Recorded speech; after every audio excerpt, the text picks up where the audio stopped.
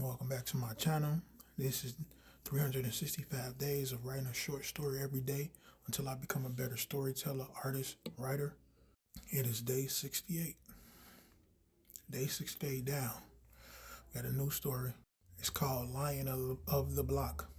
And yeah, I think it's decent. So people in the neighborhood said Marcus carried himself like a lion. Not loud, not reckless, just calm. The way something powerful moves when it already knows the jungle belongs to it. He walked the street slowly, shoulders loose, eyes steady, like a king surveying territory that had already accepted him. The young hustlers noticed it first, then the older men. Even the troublemakers, who liked to bark on corners, kept their voices low when Marcus passed by. Because lions don't announce themselves, they simply exist.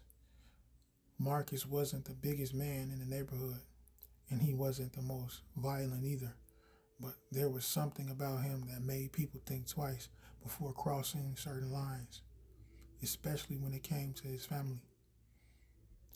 His home was the center of his world. His women, his children, the few loyal friends he had stood beside him long before the street started whispering his name.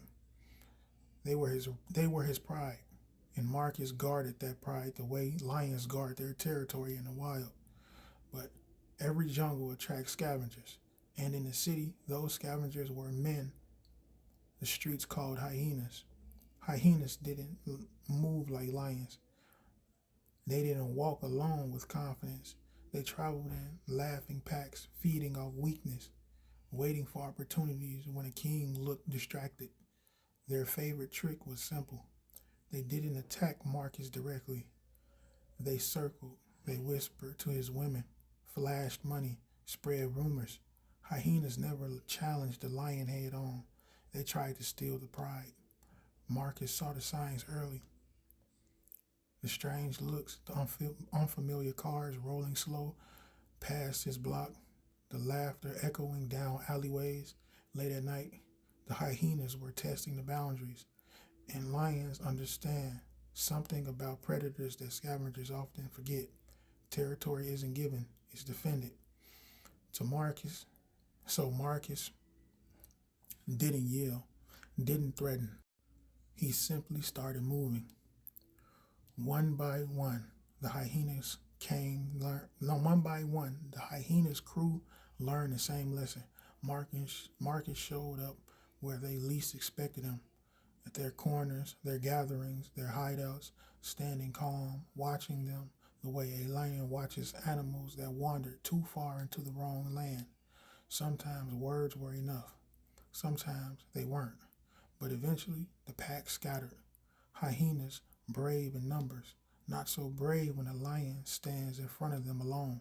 The neighborhood grew quite quiet again.